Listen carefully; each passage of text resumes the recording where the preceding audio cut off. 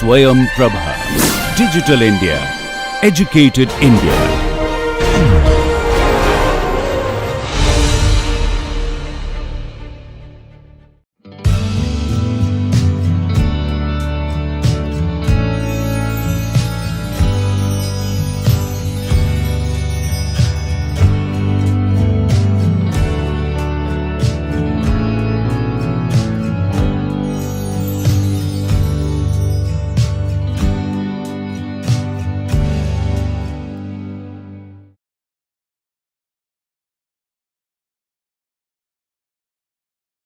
In this lecture, we will continue our hyperspectral remote sensing topic. So let us start with the SVM, support vector machine. So what exactly support vector machine is and how we can use this for our data classification, right? So SVM optimizes linear separation or classification of data set in feature space. The basis of classification lies in the notion that only the data set lying on the class boundaries are necessary for discrimination, right? So here we are taking the example of two feature classes, and then in between we can put a hyperplane, or in simple word we can say we are putting a line to segregate these two classes. So this task is done by the best suited hyperplane that segregates the data set. So basically hyperplane is nothing but the boundary we are drawing between two different types of data set present in the input data, right? The best suited hyperplane is one with maximum margin. Just imagine a case where you have two classes and in between you can or you will be able to draw a line which can separate these two classes, right? And the best line will be the one with both classes have equal distance or some separation, right? So that is what I am trying to tell you here. So the best suited hyperplane is one with maximum margin. Maximization of margin can minimize the problem of misclassification. So just assume you have this input data set, right? Now how can you draw a line or how can you segregate this into two classes? So either by drawing a line here or by line here or by line here. So in any of these cases you will end up with two different classes. Whether these classes whatever you have identified, whether they are correct or not, that we need to say. That's why we have to use some logic. Accordingly we will decide where our hyperplane should be, right? So let us take an example of two feature set randomly distributed in n dimensional space. So training data set are plotted as this, right? And where I is 1 to k, right, in ND space. Mathematically selecting the optimized hyperplane follows the two conditions. First one is data sets belong to a class should lie to the same side of the hyperplane, right? So here this is what written.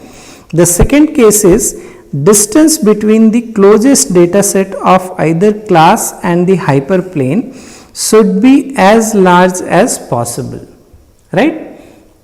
Since hyperplane is a line on a 2D represented space, the general equation can be written as this, and this is nothing but the mx plus c, right?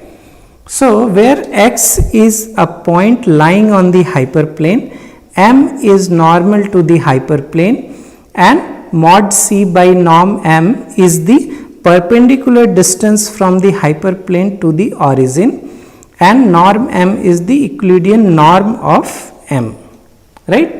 So I hope this is clear. Now for linear segregation, the hyperplanes separately defined as this mx plus c, this is the form.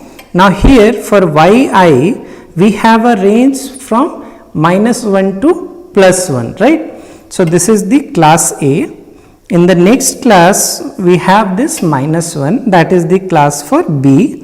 So combining these two equations from this and this, we have arrived at this particular equation, right? The training data point on these two hyperplanes are called as support vectors, and the central line which we were calling hyperplane, right? So let us see this example here. Assuming we have very two distinct type of classes in the input data, and it is very easy to draw a line here because both are separated with some distance. Both means both classes. Now here the margin between these plane is 2 by norm m. So this is what we are trying to draw, and the hyperplane will be in the center, right? So if you see from origin, I have drawn this line, right? So this line is meeting here, and once we have this perpendicular, then the distance will be mod c by norm m, and here this is the distance between hyperplane and these two support vectors. So this is 2 by norm m. So here also you will have the same, and this is the condition for right hand side of this hyperplane, where yi is minus 1 and here yi is plus 1.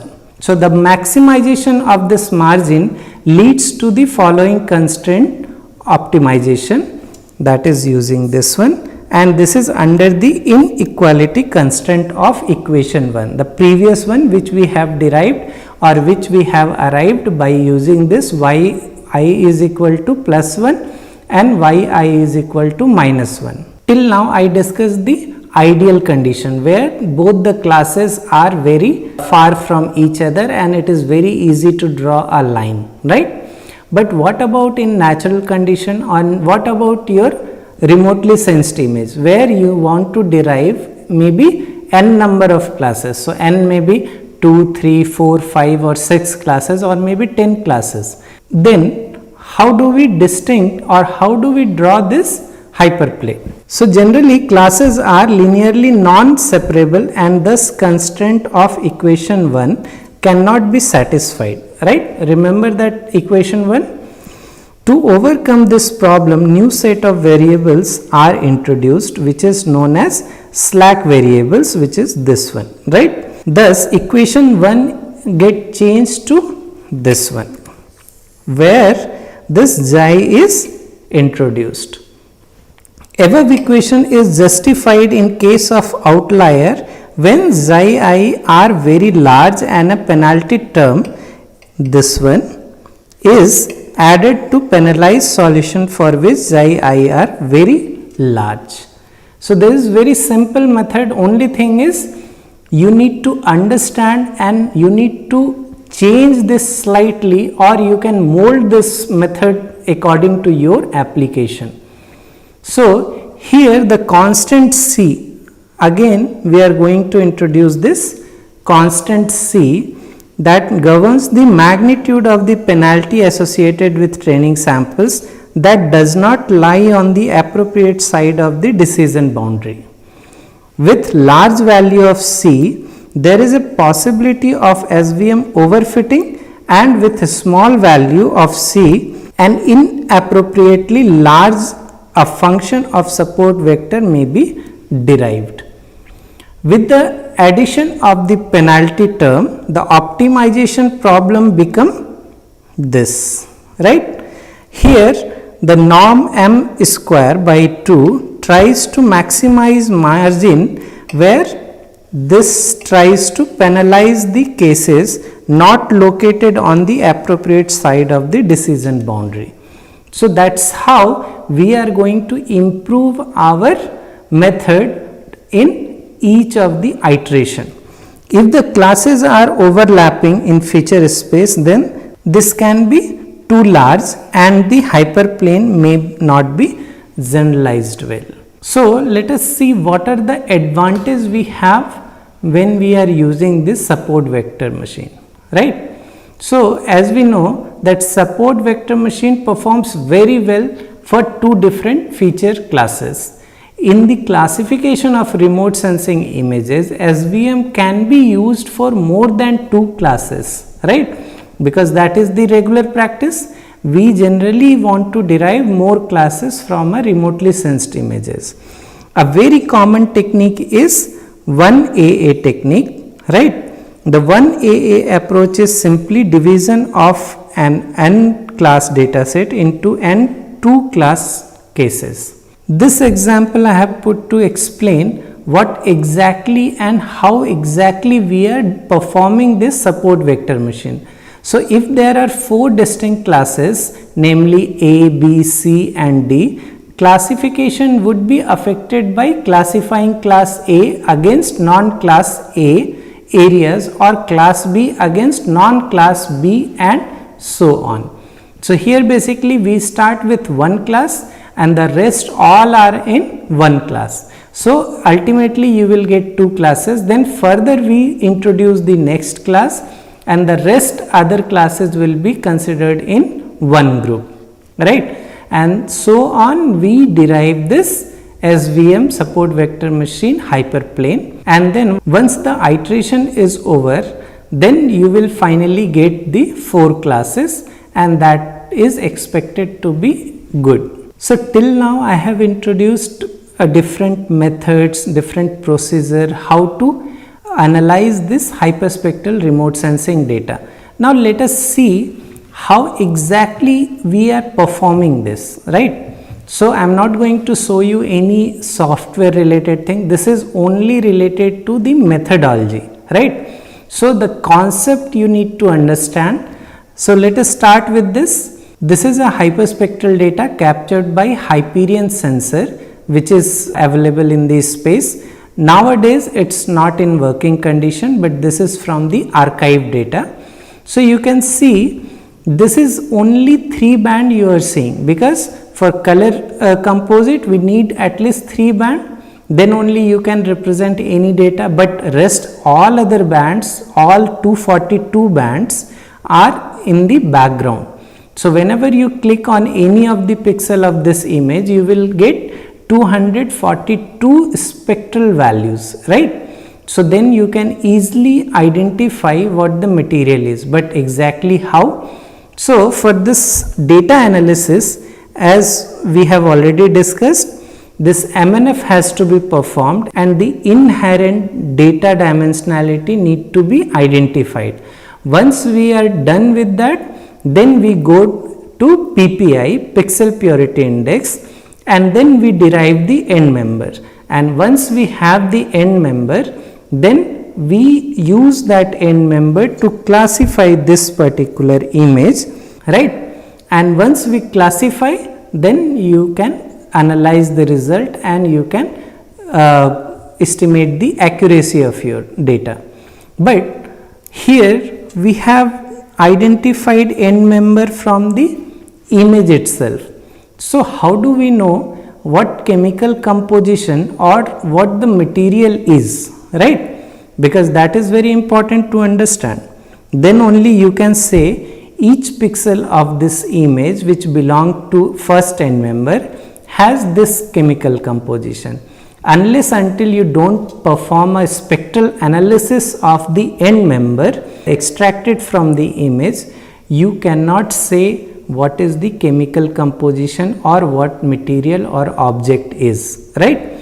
So, for that we need to use a spectral library. That is very important, you cannot avoid this step. So, now here what we are going to do? We are going to use this spectral library spectra which is expected to be pure or which is captured of pure materials, and then you will use the image derived end member together and you will try to match these two, and you will find the best match with the different mixing of the library spectra. So, once you find a particular mix which is matching well with your image derived end member, that means that spectra whatever you have mixed in different proportion, that will give you the chemical composition of the end member extracted from the image. I hope this is clear. I will try to explain one more time so that you should not have any confusion in this. So basically, by performing this and this, ultimately we have got the end member, right? And let us assume this is the end member from this particular image by following this procedure. Once we know this is end member A, let us call it A, then we perform spectral classification like SAM, SVM or any other method you can use here, or SFF. By doing so, you will get a output that will be your classified image. So each pixel will either belong to A, B or C, whatever end member you have provided and which was extracted from the image itself, right? And which was expected to be pure. But pure means what? We don't know what is the chemical composition or what material you are or what pixel you have selected and what is the chemical composition of that pixel. So to know that, we need to use a spectral library. And how do we generate a spectral library? We collect a pure mineral or vegetation or maybe a object and we collect the spectral signature. We save it in a library, and then when time comes to analyze your end members which was extracted from the image, we use such libraries and we try to match the spectral library spectra and end member derived from the image in different proportion. So here you will mix the spectral library spectra in different proportion and then you try to match with this. Then if you find that 10% of X, 20% of Y and 70% of Z is matching well with your A, that means this particular pixel which is here contains 10% of X, 20% of Y and 70% of Z, right? So that is why we are going to perform the spectral analysis. So this is very, very important. Unless until you don't do this, you cannot show the result whatever you have derived from this image. In addition to that, the quality of the spectral library, that also matters, because the way you have collected the spectra to generate your spectral library, that also plays very critical role here. So now let us understand how do we generate this spectral library and what are the parameters which we need to take care, because once you have a perfect spectral library or a standard spectral library, you can use those spectra to analyze your image. Now here, this is the example of field spectroscopy. You are familiar with this image, right? So here, either we will do this measurement in sunlight or maybe with a lamp, so controlled environment, and then we measure the spectra which is here through this spectroradiometer. So this is just for the example. The instrument photograph is just to show you how this is done in the field and in the lab. This is not to support any company, right? So ultimately we have got this spectral feature which is captured from your spectroradiometer. Now let us see why we exactly involve in spectroscopy. So since Newton's discovery of composite nature of white light in 1664, spectroscopy has been used to study properties of terrestrial and extraterrestrial objects, right? All the organic and inorganic substances exhibit diagnostic spectral feature throughout the electromagnetic spectrum that enables identification of chemical composition and relative abundance of constituents. Diagnostic spectral absorption feature of natural and man-made materials are mainly governed by electronic and vibrational processes, right?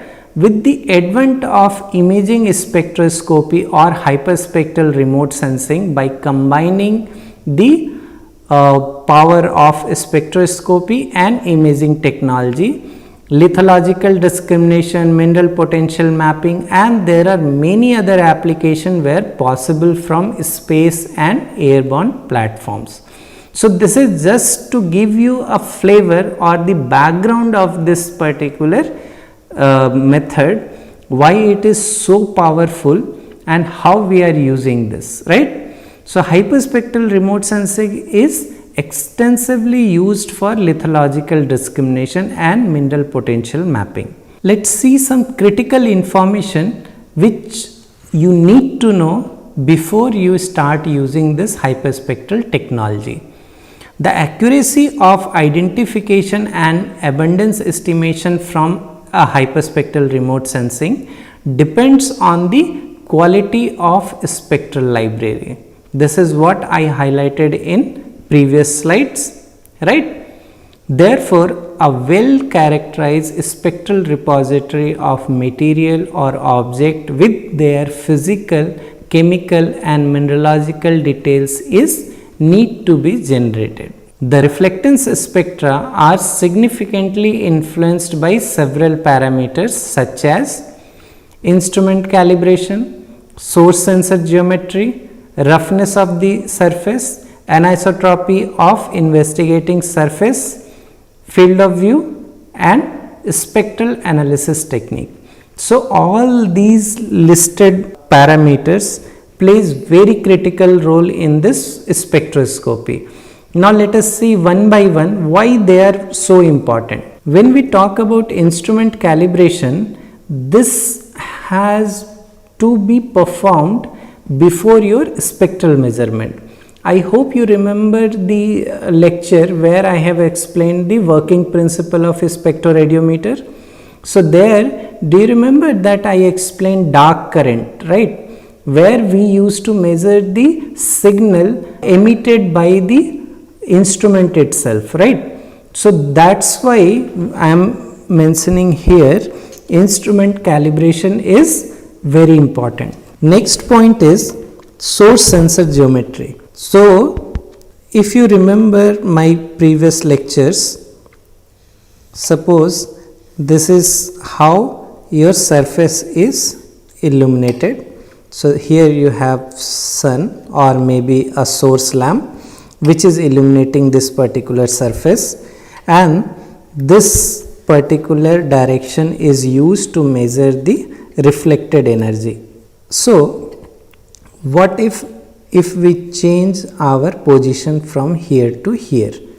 The reflected amount will be different because surface is not isotropy. So, that is why we need to take care of the source sensor geometry. In addition, the field of view, because here we are talking about the field spectroscopy. So, here you have a certain field of view which can be used, and then accordingly you fix this H, so it will cover your target. In case if you increase the height, then it will cover more than your object and you will end up analyzing the wrong object, right, or maybe the mixed spectra. So, that is why it is very important to take care of this source sensor geometry. There is one more interesting fact, that satellites are seeing our Earth's surface or maybe any other planet with certain angle, right. So, that angle and the field measured spectra angle has to be same, or the lab spectral measurement has to be same. Then only you can match this field acquired or the lab acquired spectra with the satellite spectra, right. So, otherwise what will happen? You will have different response from the same material because your look angle, source sensor geometry was different. Now, the next point is roughness of the surface. So, here the surface roughness plays very critical role. Why? Because that will introduce the BRDF concept. Now, next is anisotropy of investigating surface. the composition of the material also controls this particular measurement, right? So, if the material is bright, it will emit or it will reflect more. And the next one is field of view. So, I have already explained here.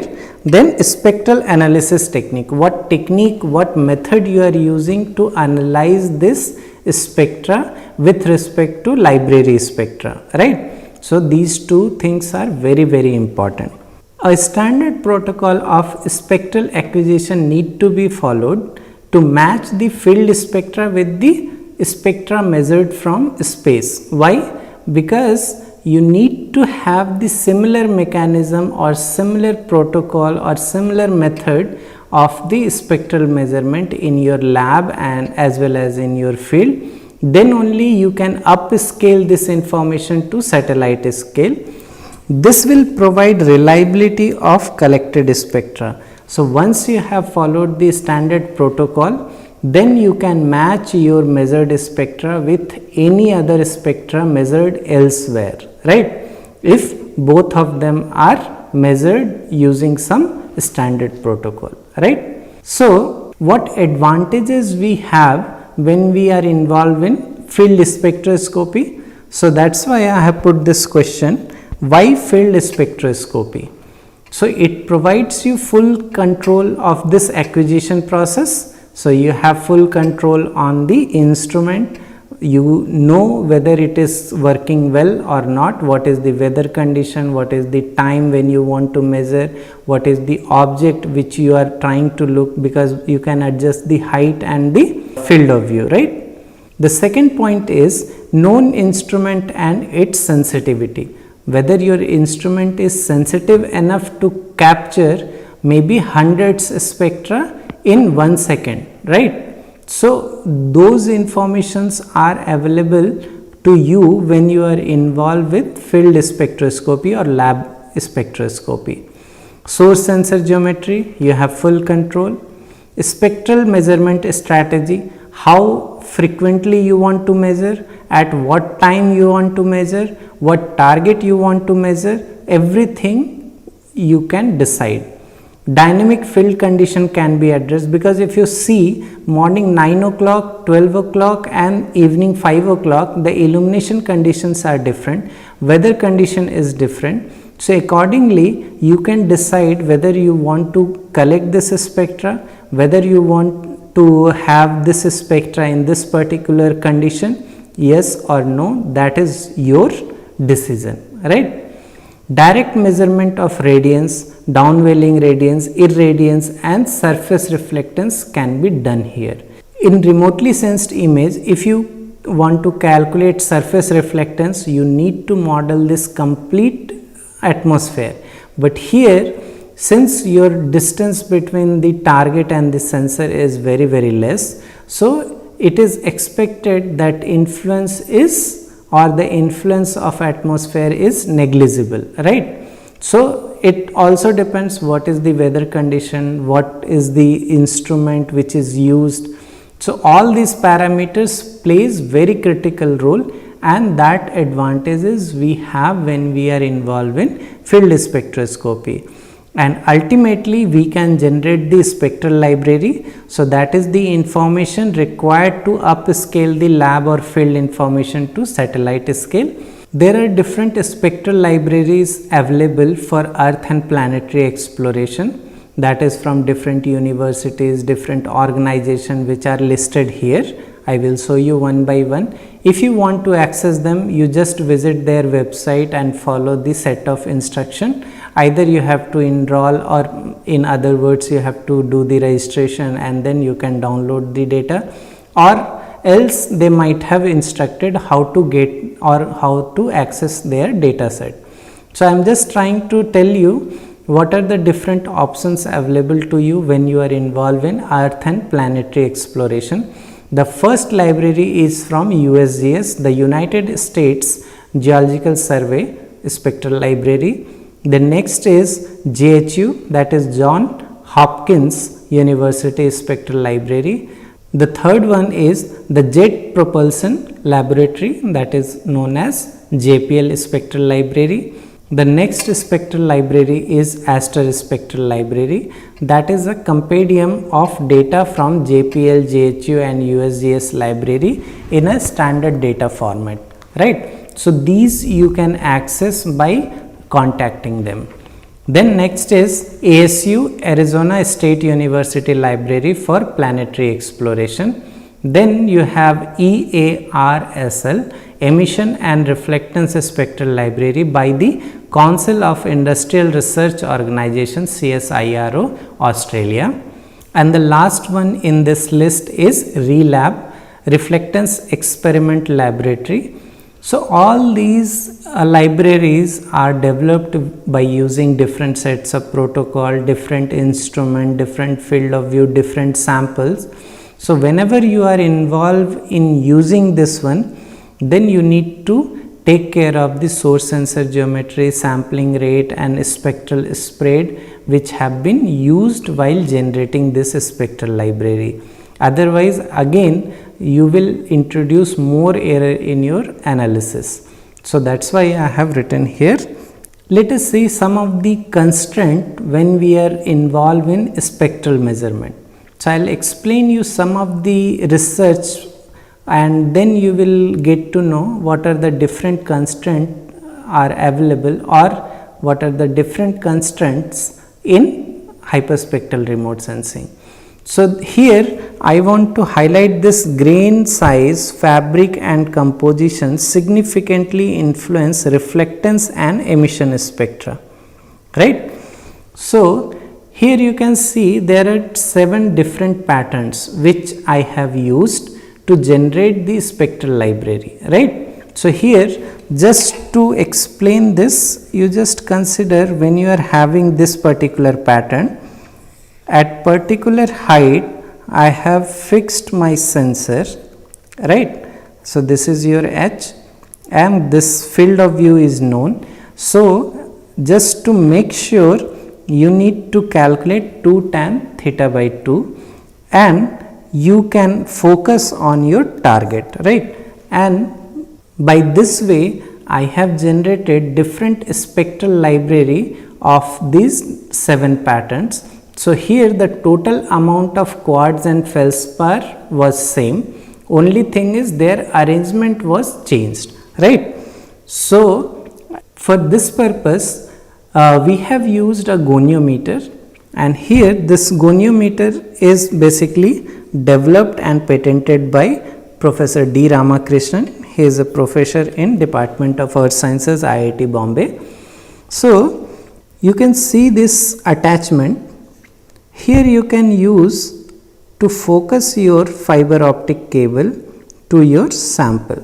So, sample was somewhere here, right, in the center, and here you have flexibility to change or to rotate the position of this particular sensor in this direction as well as in this direction. So, you have full control on azimuth and zenith. For more detail about this work, you can refer this paper.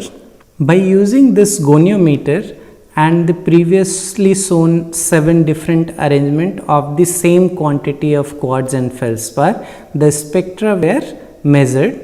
Once your sensor is at 0 degree, that means it is nadir looking, that we considered as 0. And when you are moving in this direction and this direction, so you can exactly know where is your 20 degree, right. So, by doing or by using this instrument, we have measured the amphibole spectra of 2 to 4 mm grain size from 0 degree, that is nadir looking, then minus 20 degree and plus 20 degree in both sides, right.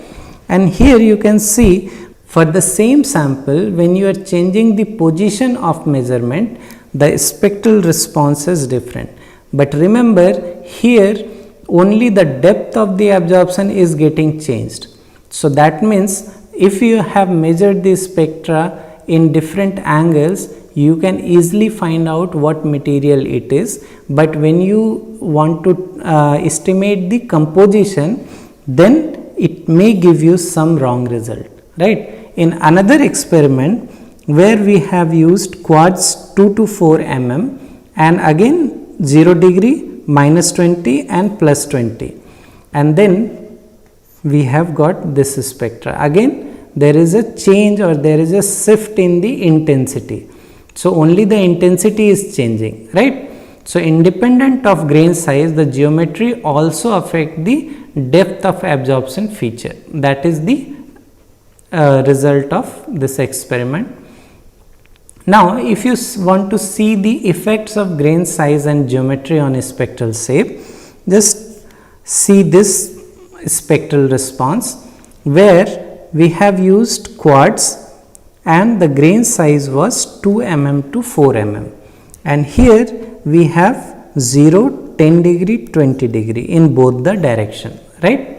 And here you can see in all the cases you have different spectral response, but remember position is not changing, only the intensity is changing, right? With reduction in grain size, the effect of geometry on the absorption depth decreases progressively. However, the shape of a spectral absorption feature was changed when the grain sizes were reduced significantly. The next graph shows the quartz grain, but the size is changed 0.7 to 2 mm, and here also we have 0, 10 and 20, right? So you can see the result here. In the third case, where the size was less than 63 micrometer. Now here you see, so doesn't matter what exactly your grains are, but this explains with reduction in grain size, the effect of geometry on absorption depth decreases progressively. However, the shape of a spectral absorption feature was changed when the grain sizes were reduced significantly, right? Now, what exactly we have done by measuring this information? We have tried to estimate the error introduced by this grains and arrangement, right? So, grains and geometry. So, here the first pattern where we have used 50% of feldspar and 50% of quartz, and then we tried to simulate this and we tried to match this with the measured spectra, and then we found that from the estimated one, quartz is coming 58.1%, feldspar is 42.3%. That means there is a error in abundance estimation. Why so? Because when we are changing the grain sizes and when we are changing the geometry, it has their own effects. Now in the second pattern also you see it is 55, 45.5. Here it is 63. So you can see here all these values are not close to this. That means you are having significant error in the abundance estimation. You can see here when we are talking about pattern 4. So pattern 4 is having maximum error, right? RMSE error. If you want to visualize how exactly these errors are coming, so you can see here this is quartz feldspar pattern 5. So this is for this one, right? Here the blue color is the measured one and red is basically your modeled spectra. So both are having the RMSE of 4. So estimated abundances show 3 to 15% error. Therefore, these parameters should not be neglected in geological interpretation. So this is from this paper, but as we know that this grain size and geometry plays very critical role. So it is not only in geological interpretation, but in any other application, the source sensor geometry, grain size, so these plays very critical role. They play very critical role and they need to be take care while measurement. In this slide, I want to highlight what is the strength of field spectroscopy or hyperspectral remote sensing technique. So the effect of concentration can be seen here. So this is the suspended sediment concentration measured in the water and corresponding spectra were measured. So, you see this particular color is showing 500 ppm. That means the water container was having 500 ppm of suspended sediment concentration, and then spectra was measured. So, similarly, we have generated for all these different composition, right. This work is published in this particular journal, right. Now, you can access this. I have one more figure for you. Here also you can see in different concentration how this suspended sediments are behaving and what is their spectral signature, right. And we have used this particular information to map the suspended sediment concentration in different classes. You can see here the ranges are written, right. So, this is just to give you a flavor how or what is the strength of this hyperspectral remote sensing, up to what extent you can use, and what are the limitation or what are the different parameters which you need to take care before the measurement, right. This is another example from coal. So, here you can see the coal bearing areas exhibit their own spectral signature, and here we have given all the details of this coal spectra, right. So, here you have clay, carbonaceous clay, lignite, how they are different from each other. They are found in the same environment, in the same place, but their spectral signatures are different. So, you can use such information to map the way we have mapped the suspended sediment concentration, right. Let us see what are the different potential areas or the potential application of hyperspectral remote sensing data. So, the first one is lithological or mineralogical mapping, right. Next one is non-metal exploration, then precious mineral exploration, hydrocarbon deposits. You can also investigate this one. I will cover some of them in application part. Then transportation engineering, you can easily identify which vehicle is parked since maybe 1 week or which is parked just now, what is the road condition. Those information you can derive from this hyperspectral remote sensing. Then crop monitoring, surface deformation, then volcano, whether it is active or inactive, what is the stage of this volcano, right.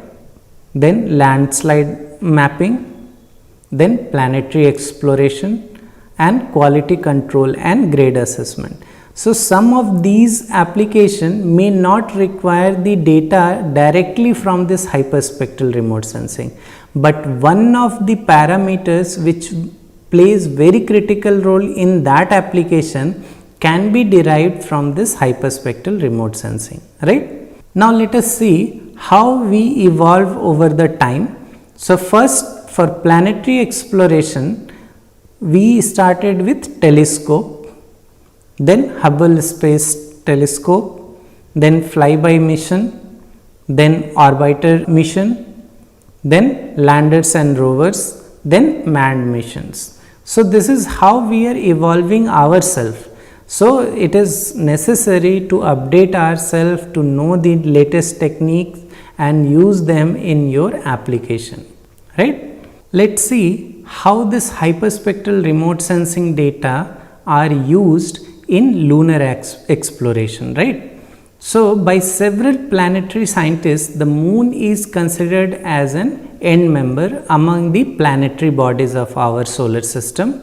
Several space missions have been launched for expanding our knowledge and understanding about lunar topography and composition. Present day moon mineralogy explain the evidences of past geological history of the moon, right. And here in this particular example, we will be using this moon mineralogy mapper data, that is commonly known as M-cube, and this is one of the example. This is M-cube hypercube, right. and this is for this particular area which is known as Nobu. Here I have used this M-cube data of global mode, where I had this 85 spectral bands and the spatial resolution was 140 meter, spectral resolution was 20 or 40 nanometer, right? That was the spectral resolution. And this work is also published, you can refer that for more detail. When we talk about the remotely sensed image and especially for lunar exploration, we need to derive this DN number to radiance, radiance to reflectance. So how we exactly do that? So here there is a new term called I by F, that is the apparent reflectance. So that is calculated using this particular equation, right, where I by F is apparent reflectance, L rad lambda is radiance value measured by M-cube sensor as a function of wavelength, D is distance from the sun to the moon in astronomical unit, F sun lambda is exoatmospheric solar spectral irradiance as a function of lambda, theta is solar zenith angle, and P is phase function correction, that is unavailable for this particular data, right. But for some of the data sets it is available. So whenever it is available, you are supposed to use that. This is the exoatmospheric solar spectral irradiances, which is available in these two links, right. And once you use this solar exoatmospheric irradiance and that I by F formula, you can see how this spectra is changing from radiance to reflectance, right. You can see here the trend has completely changed.